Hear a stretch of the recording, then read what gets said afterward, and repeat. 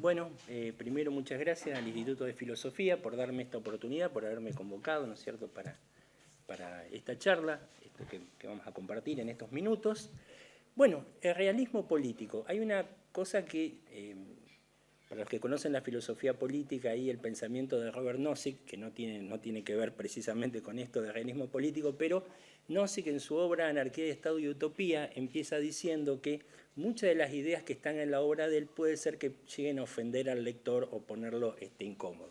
Yo me temo que a veces cuando hablamos de realismo político pasa lo mismo, por eso me veo en la obligación un poco de advertir, digamos, al auditorio que muchas de las cosas que por ahí de las que vamos a hablar, de las que voy a mencionar, pueden llegar a, por lo menos a incomodar un poco a la gente, pero la idea justamente es abrir el debate, ¿no es cierto? Es decir, en ese sentido no hay que ser dogmáticos y tratar de ver qué puntos se sostienen, cuáles no se sostienen, qué cosas podemos compartir. En ese sentido creo que un poco esa es la idea.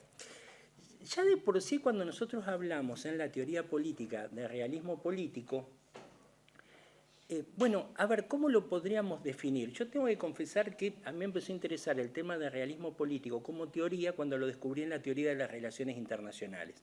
Yo por filosofía política conocía autores que están, o podemos ponerlo dentro del paraguas de pensadores realistas, pienso en Maquiavelo, pienso en Hobbes, pienso en Max Weber, pero digamos como teoría de realista la encontré en la teoría de las relaciones internacionales, que es una teoría que aparece después de la Segunda Guerra Mundial, no es casualidad que haya aparecido justamente en el marco de la Guerra Fría, un poco un libro que la piedra fundamental, ahí la piedra basal, es un libro que se llama Política entre las Naciones, de un pensador alemán que se llamaba Hans Morgenthau, que estaba en la Universidad de Chicago, en los Estados Unidos, y esa teoría de las relaciones internacionales marcó justamente a la disciplina durante mucho tiempo, y creo que la sigue marcando, en tanto que muchas de las teorías y teorías importantes que vinieron después, o son un ayornamiento del realismo ese clásico, vamos a llamarlo de esa manera,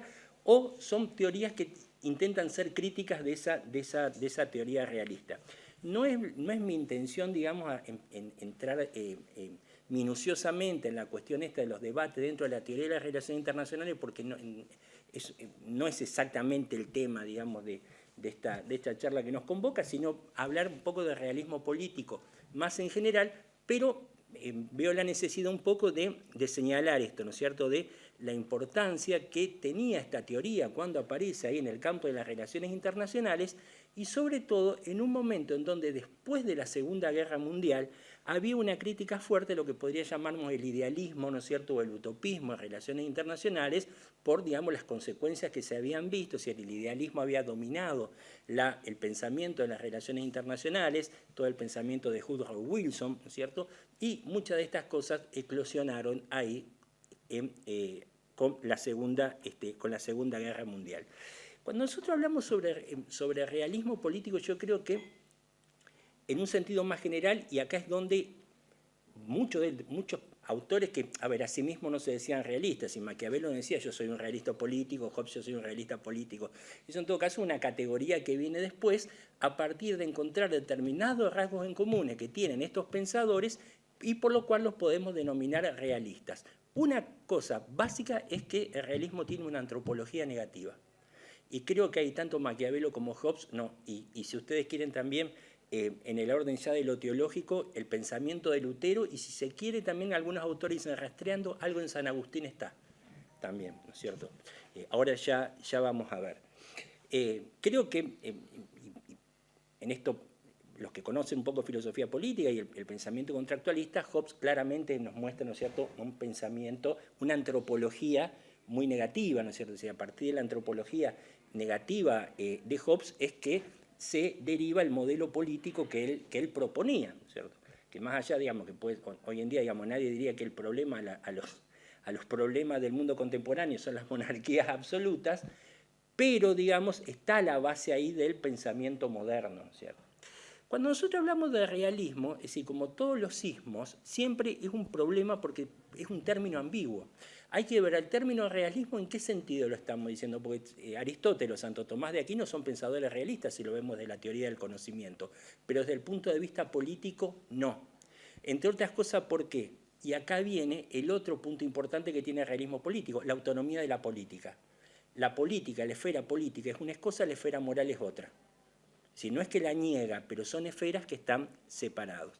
Entonces, como decíamos, cuando nosotros hablamos de ismos, así como cuando hablamos del liberalismo, hablamos del socialismo, hablamos del marxismo, ¿no es cierto?, que son ideologías, y acá hay que señalar algo, el realismo no es una ideología política, en todo caso es una manera de entender el poder político, ¿sí? Sobre todo preguntarse, y en esto tiene, y acá podemos sí pensar en Maquiavelo, en definitiva, la política no tiene una finalidad ética, no tiene una finalidad moral, no tiene que ver con la felicidad, sino en cómo obtener el poder y cómo poder conservarlo, ¿cierto?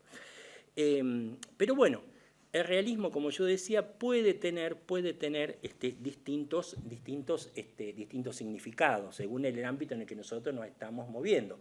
Ahora, cuando hablamos de realismo en términos políticos, evidentemente estamos haciendo una contraposición con el idealismo.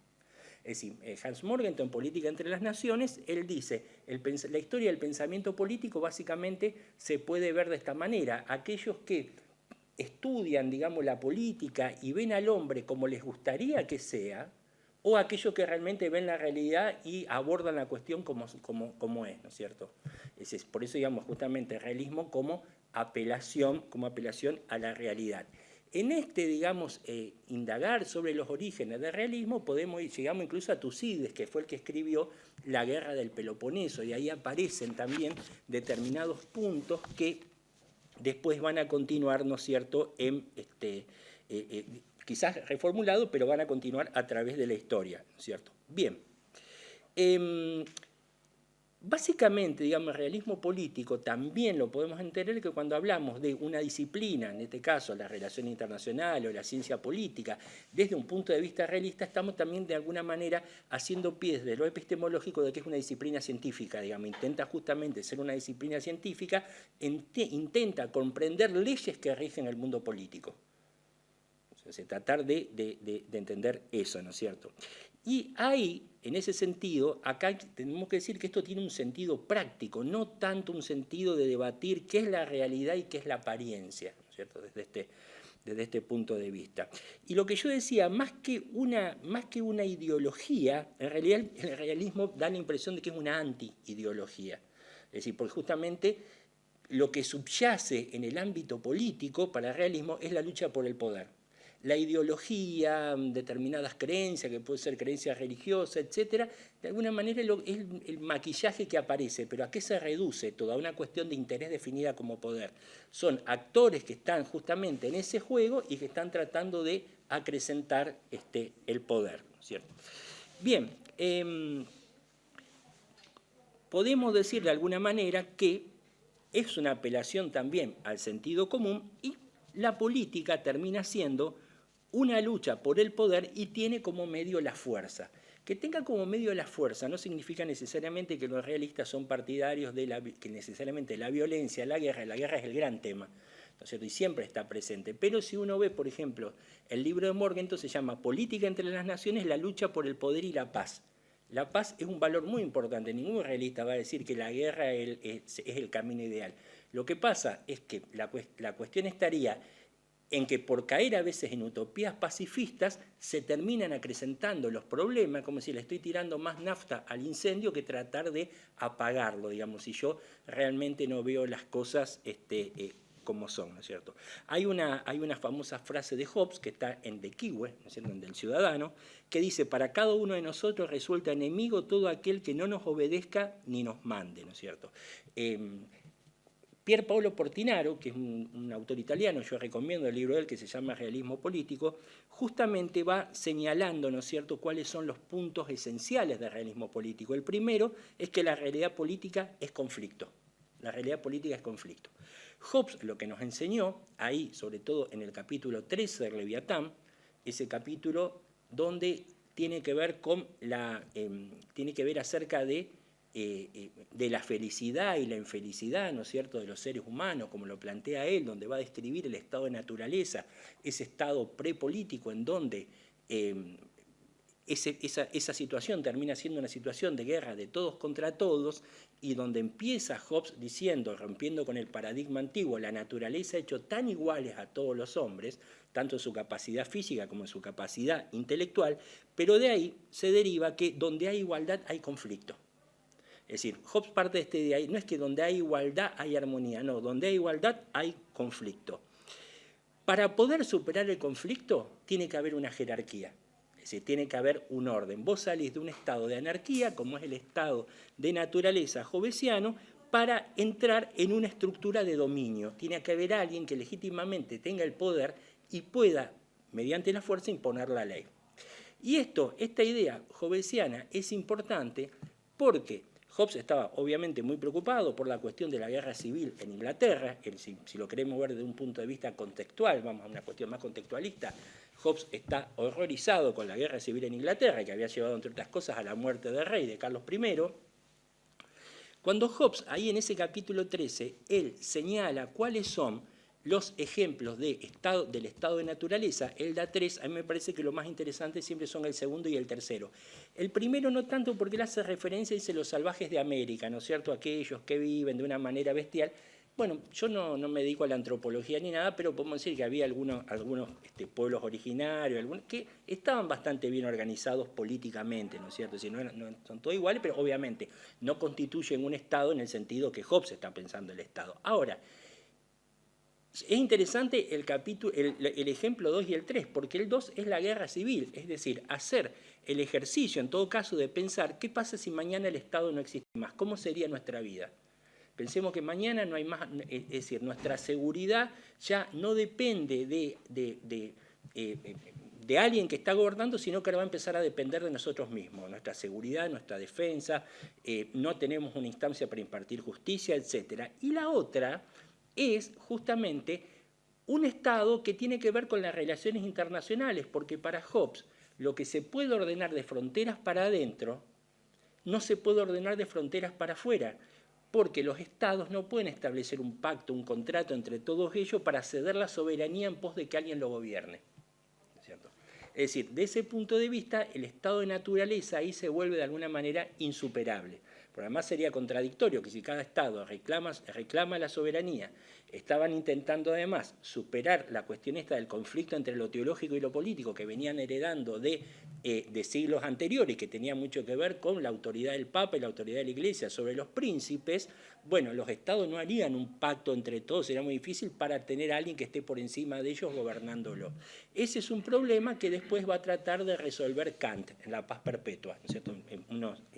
Ya un siglo, más o menos un siglo y medio, no recuerdo bien, pero donde, bueno, Kant diría, a ver, te preocupa morir, querés salir del estado de naturaleza porque no querés vivir en situaciones de anarquía, de violencia, guerra civil, como vos lo quieras llamar, pero vos estarías dispuesto, no tenés tanto problema en morir en una guerra interestatal, digamos. Bueno, Hobbes no lo veía tanto como un problema, ¿no es cierto? Entonces decíamos, la realidad política es conflicto, los conflictos se gobiernan por la fuerza y el conflicto es el que produce orden. Y ojo, porque generalmente a Kant tiende mucho a ponérselo como un idealista, pero Kant en los escritos de filosofía y la historia dice esto también.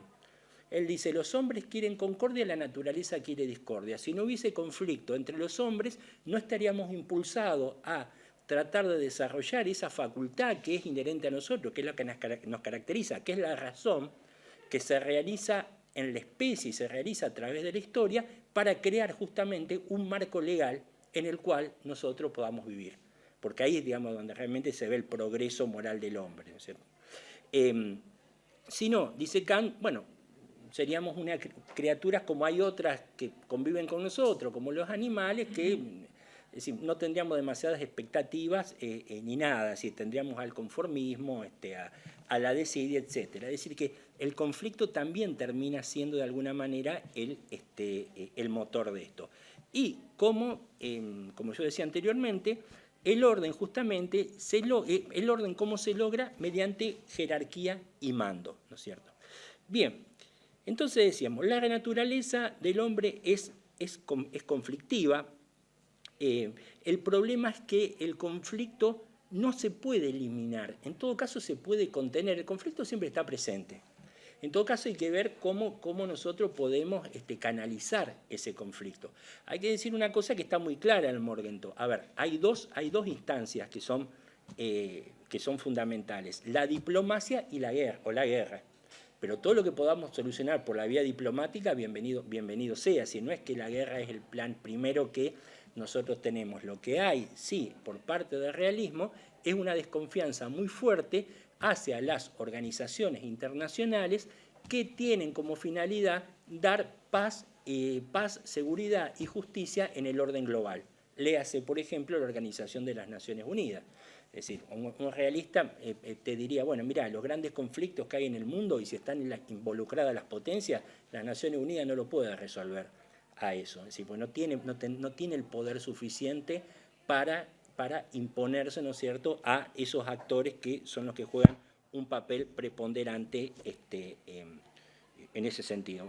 Kenneth Waltz, que era un filósofo neorrealista, un autor más contemporáneo, él escribió por allá por el año 1981, en plena Guerra Fría, que justamente una forma de lograr la paz no era a partir del desarme, sino a partir de que los actores que estaban involucrados, y sobre todo hablaba del tema de armas de destrucción masiva, tuvieran justamente esas armas. Y uno diría, bueno, pero esto parece contradictorio. No, porque a lo que apuntaba, y esto es una cuestión medular en el realismo, es que por lo general los conflictos no se producen cuando hay equilibrio de poder.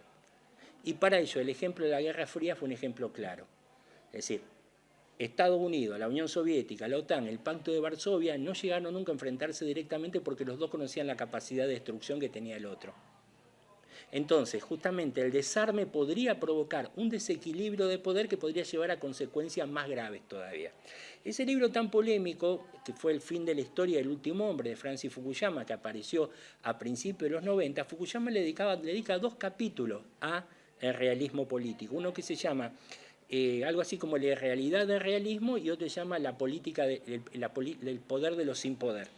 Y Fukuyama entendía que el realismo era una teoría que había funcionado bien durante el contexto de la Guerra Fría, pero que ahora iba a quedar totalmente desfasada, porque en ese fin de la historia, en esa instancia, en ese panorama posthistórico donde había una idea que después de una lucha dialéctica que se fue dando termina plasmándose, termina consumada, que era básicamente la democracia liberal, el capitalismo, los conflictos iban a ir bajando, ¿no es cierto?, de intensidad, y él dice, ahora va a venir justamente la era de las Naciones Unidas. Bueno, te mostró un poco, no pasó mucho tiempo, a ver, los conflictos siguen existiendo, cuando no hay equilibrio de poder, uno hasta puede pensar que el mundo se vuelve más anárquico y más violento, a partir del 2001 sobre todo, es decir, donde empiezan a aparecer además actores que no son estatales, como el terrorismo, cuando aparece Al Qaeda, etcétera, con lo cual no está garantizando mucho también esto. Y lo que te diría un realista es lo siguiente, no importa que sea la democracia liberal, el sistema capitalista, el socialismo, la naturaleza del hombre sigue siendo la misma, y la naturaleza del hombre es conflictiva.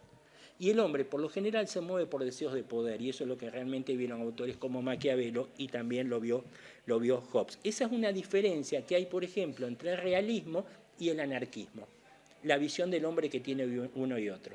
Por lo general, el anarquismo, ya sea el anarquismo de izquierda, tipo Mijail Bakunin, ya sea el anarquismo de derecha, el anarcocapitalismo, tienen más bien una visión más benévola y más optimista del hombre. Y en general atribuyen que los conflictos grandes que se dan, y entre ellos la guerra, es por culpa del Estado. Como diría Hans Hermann Hoppe, ese economista de la escuela austríaca que cita mucho Milley, digamos, la guerra siempre se da entre estados y no se da entre particulares. Lo que un realista te diría es que el problema no está en la cantidad de personas que integran un grupo. Siempre, en cualquier grupo va a haber conflicto. Está bien, vos podrás decir a lo mejor los estados llevan a una escala mucho mayor, pero no es que porque vos elimines el estado y fomentés, no sé, el libre comercio, o en el caso de los anarquistas de izquierda, que vos elimines el estado y puedas abolir la propiedad privada, los conflictos van a desaparecer. Es decir, y acá es donde viene esta cuestión empírica del realismo. Un realista es decir, mirá cómo es la historia del hombre, miralo al hombre a través de la historia.